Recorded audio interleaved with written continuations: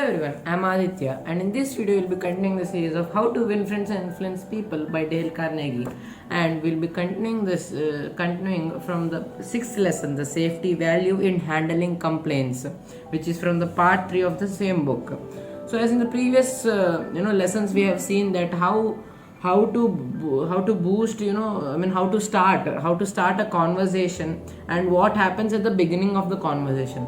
Now let's get into the middle of the conversation, what happens after you enter into the conversation.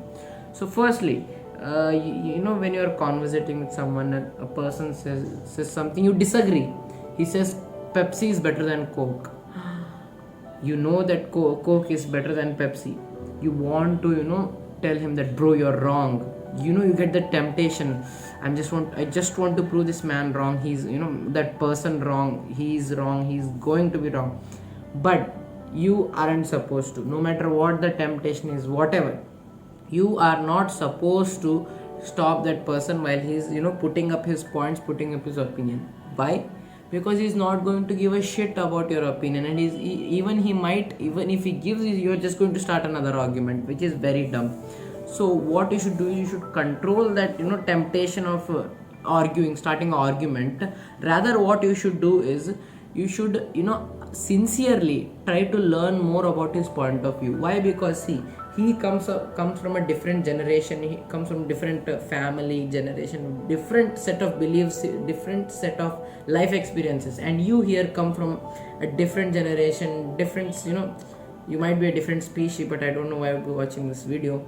You come from a different way, and you guys can't be similar. It's not a possible way. No human is similar. So that's what makes each and every human special. So let me share a story of Mr. R, who is one of the owners of the leading automobile industry in US. To maintain secrecy, we are going to call him Mr. R, as he is from the book, and that's what it's written in there. Owner. So what happens? He gives a presentation to he has to give a presentation to the other company. So what he does to give the presentation for the other company, he completely readies every the presentation, all the everything is prepared. But then suddenly he gets a sore throat. Let's assume it's a sore throat. It's a disease called longivitis something.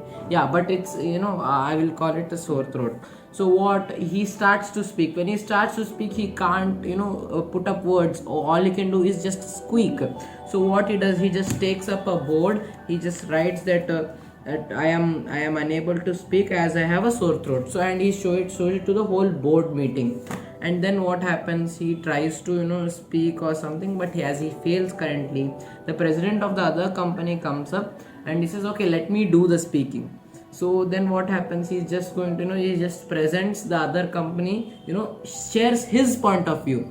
So he did not speak, and also just by not speaking, he got a deal of $1.6 million. What did he do? He did not speak. Okay, the presentation might give all of that, but he also learned, different point of views. Like he was going to say this, but the president of the other company thought this, and he said this. So this there is few changes which makes the other's point of view way better, and he also got 1.6 million, which is amazing, just by saying nothing. So what is the main thing is, there is a French philosopher, I can't just say his name, I'll just write it down here somewhere. So he says that if you want enemies, excel your friends. If you want friends, let your friends excel you.